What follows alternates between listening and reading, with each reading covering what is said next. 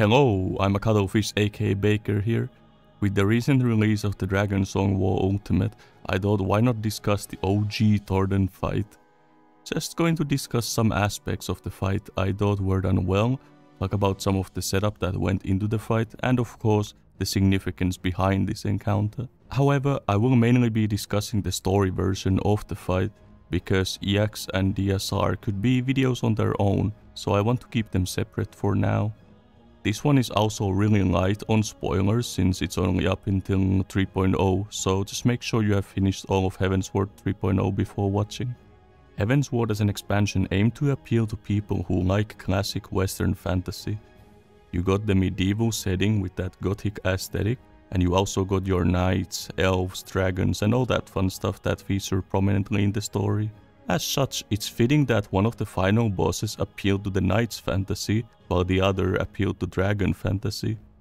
A lot of people remember the epic finale that was the final steps of faith and the final battle against Nidhogg, but today I want to focus on the other half, the fight against the primal King Thordan and his Knights 12.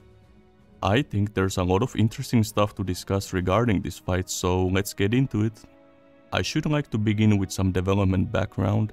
Now, in the development for the expansion, they wanted to make all of the Heavensward Knights these fleshed out characters with their own personality and depth, but they realized it was a little too ambitious, so really what you see in the game is the remnants of that idea. The Knights still have their own personalities and they have their own little backstories, but for the most part, they are as faceless enemies you fight. But I can see the idea behind it. I think it was kind of meant to be a thing where you have the final encounter against them and you could sort of identify a knight as they attack you. Like, oh, that's Sir Bob, the guy who ran the brothel. It's worth noting though that somehow they managed to still capture a sliver of this, because there are a handful of iconic knights from the Heavensward. Like, who doesn't remember Sir Charibert and Sir Zephyrin? So it's quite impressive they still managed to pull it off, at least partially, given how little screen time those characters had. Charibert became memorable both because he was kind of a hard boss in the vault, as well as this line. And Sir Zephyrin, well, he was of course the one who clapped Horsephone, so we have a personal connection to him, though more of the murderous and vengeful type. And speaking of the vault, I feel like it served as a perfect build-up to this fight. The vault may quite possibly be the hardest dungeon made to date, and especially if you were a healer who had yet to experience any raiding content, this dungeon would really test you a lot. It was a very high quality dungeon with the amount of voice acting, cool animations, atmosphere, etc. In an interview, the designer of the dungeon, Kenji Sudo, talks about how they normally make dungeons easy to grasp, but they wanted to make an exception with the vault, precisely to convey the strength of transformed Heavensward to the player. And I think it really works. You start off by mowing down a bunch of Temple Knights and move on to fight Sir Adolfel and Sir Grineau, two very powerful knights who can cast powerful holy magics and tear miniature holes through dimensions respectively. Then you get round 2 with Sir Charibert on top of the vault with a beautiful backdrop. This guy just spams deadly fire magic on you non-stop, and it can be difficult to get in a proper foothold in this encounter. And I'm not talking about your 30th run, I mean the first time you ever ran this dungeon, especially if you were a healer. This guy kicks your ass. I heard this dungeon was especially brutal in 3.0, so the idea was to really make a good impression of these guys, so that when you fought freaking 12 at the same time instead of one-on-one, you're like, holy shit man, I was struggling with Charibert alone. So fast forward to you finishing the last dungeon, you destroy Aegirm and Thordan appears on the scene. By taking unto my flesh the soul of the legendary King Thordan, I can become a god. A god who knows not cessation, whose being is sustained by a millennium of fervent prayer, and the eye's nigh bottomless reservoir of ether. What? Your contempt for man has proven your undoing, Ascian. For my first act as God King, I do hereby sentence you to die. I always loved his entrance here. He just shows up and yeets Lahabrea like it's nothing. This is where that whole night fantasy aspect goes in full force. Using the power of Nidhogg's right eye, Thordan summons the soul of the legendary King Thordan into himself and becomes a primal, King Thordan.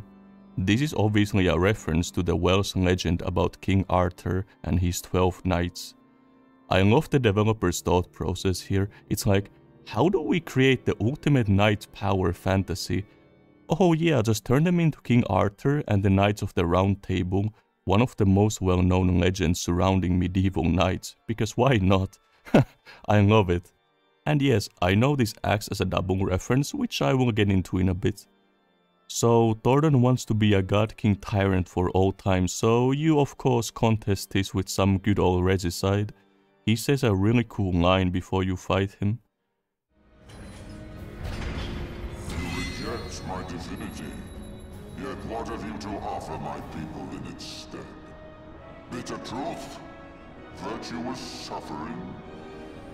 No matter. If you believe your cause just, I call upon you to defend it with your life. I don't know, I always found that line impactful. This is also where they play a really powerful tune. I've always been a fan of this one. It really gives that feeling of dread, because the odds are that heavily stacked against you. The first phase is pretty much whatever, but after you poke him for a bit, he places down his sword, Ascalon, and starts charging it with Ether from the Warring Triad. Following this, you face an onslaught by the Knights of the Round, aka the full potential of the Heavensward. And this is where I was basically fanboying so hard when I first did the fight. I couldn't believe it. It brought back so many memories. I know FF14 is very much a theme park for the older Final Fantasy titles, but the way in which they used Knights of the Round here was actually mind-blowing. You can really tell the developers put so much effort into making this entire sequence as badass as possible. This is the first fight to have so many changing arenas, and the aesthetics are simply stunning. I mean, yeah, they put in a lot of effort into all the previous known summons too, but we are talking about the Knights of the Round here, one of the most iconic summons from the entire Final Fantasy series. I mean, everyone knows Knights of the Round despite it only appearing in a single game. It's about as iconic as something like Bahamut. And oh man, is it awesome. This is exactly what you imagine Knights of the Round to look like back in the day. I love how the attacks are even similar in many ways, and you have that same background. It ends in more or less the same way as well. King Arthur / King Thordan shows up at the end and does the final attack. I love how they even named it Ultimate End, and if you have Japanese voice lines, he even announces the name before unleashing the attack.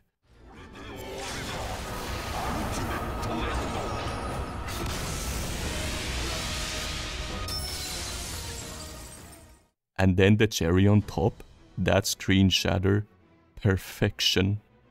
But as nice as everything I have been gushing about up until this point has been, it's all just fluff really. The thing that makes this fight such a memorable encounter has to do with the way it ends. Thordan charges his ultimate and you survive it, just like you've survived an ultimate from many primals before. But whereas previous encounters had the true fight begin after the ultimate as you enter the last phase, this one goes for a complete subversion of that expectation. Because what happens instead is Thordan stands there in complete disbelief as to how you just survived him throwing everything at you. He goes full panic mode and starts wildly swinging his sword around like a baseball bat. I can't emphasize how much I love this. It would have been so easy for the developers to just go for the, oh, you survived my ultimate? Well, guess what? That was just warm up, boy, the fight begins now.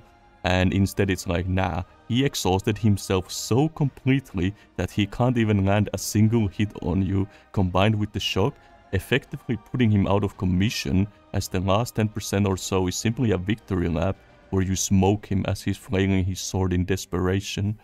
And this is exactly what makes this fight so significant in your journey. If you were to look back at the entire Heidelin / Zodiac story and pinpoint, okay, where does the Warrior of Light become this insanely powerful, unstoppable force? I would say this is really where that idea is planted. Realistically, there is no way on Earth that the Warrior of Light should have ever won this encounter. The odds in this fight are stacked against you to the point of absurdity. Before you even begin your fight against Thordan, you had already fought against one of Garlemald's finest generals, a ton of elegant creations, one powerful and one very powerful Ascian at once, and then fused together as the Ascian Prime. So you are already exhausted before the fight begins. Then you have to go up against the most powerful primal you have seen to date, because he's powered by Nidhogg's right eye that has a ridiculous amount of ether. So this dude is rocking an entire millennium worth of prayer, and he's not even alone. He's got his 12 Knights of the Rounds who are more or less mini primals of their own. And if this wasn't enough, he's further absorbing power from the Warring Triad. Now then, what does the Warrior of Light have? They are literally fighting alone. Alone. No help, no random plot device or Heidelberg's interventions to help you out, nothing. And again, keep in mind the exhaustion from the dungeon as well as the fact that you were having a hard time fighting against just one of those knights at a time earlier in the vault. And I want especially veteran players to bear in mind here. In the reworked La Habrea fight in 2.0, he kicked your ass like you wouldn't believe until Heidelberg came in to intervene. Whereas in ARF, you legit clap him at his most powerful like he's nothing.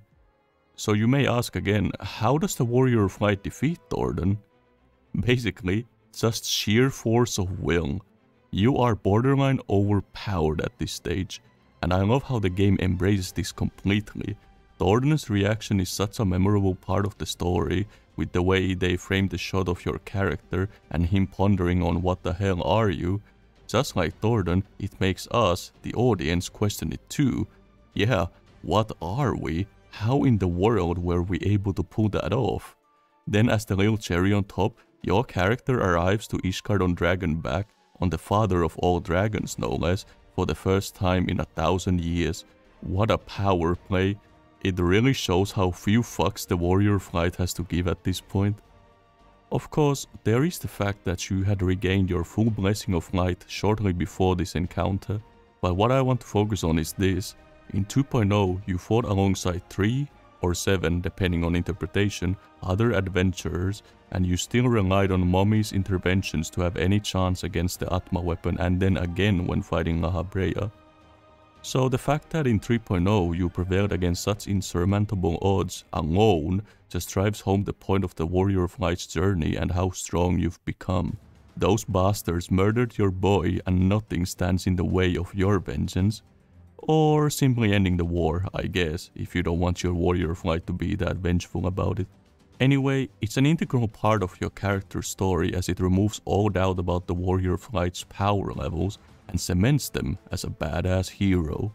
They represent hope, and there's no stopping that train. You stand aside or get run over. Why this matters is that it plays into what so many people like about FF14's way of telling the story. In many other MMOs, you are often just a nobody.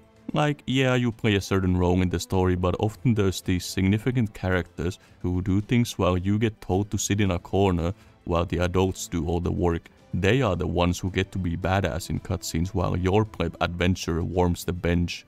This is why I love the Thordan fight, because it couldn't be any more the direct opposite of that. It's literally saying, no, you are the hero. You are the baddest mofo in town. It's letting you live out a power fantasy of the highest order, and I love it. And one more thing I want to add to all of this. Allow me to remind you that this fight is a part of the free trial. I mean, the fact that you get to experience such an epic fight fully free of charge is just mind-blowing. Now, if I was to mention one major downside of this fight, it would have to be the fact that it's piece easy. I feel like for such an important fight in the story, as well as it being the final boss, it deserves to be a little more challenging. Luckily, there is the extreme version. The Thordan EX is pretty much known to be basically the most difficult extreme released. I've talked to people who played when it came out and they spoke about progging this fight for weeks. Yes, progressing an extreme for weeks. Just try to picture that in today's setting. So if you felt Thordan was a little too easy, You can always slide into Thordan EX min item level, no echo, and have fun in there. It's fast paced, requires a lot of coordination, is pretty punishing with some of its mechanics, and overall a grand time. If you want more still, well, there's always Dragonsong's Reprise Ultimate, where you have 2 whole phases dedicated to Thordan and his cronies. However, I do acknowledge that having more difficult versions of this fight still doesn't justify the normal version lacking in difficulty, and this kinda goes back to a video I made just recently about the item level issue in old fights. But I plan to talk more about that topic really soon, so if that topic interests you, drop a sub to stick around for it. So that concludes my thoughts on the Thordan fight. It's such a pivotal moment in the warrior flight's journey, and the execution of it makes it such a memorable encounter. I hope you enjoyed this little gushing session as much as I did. Have a nice day.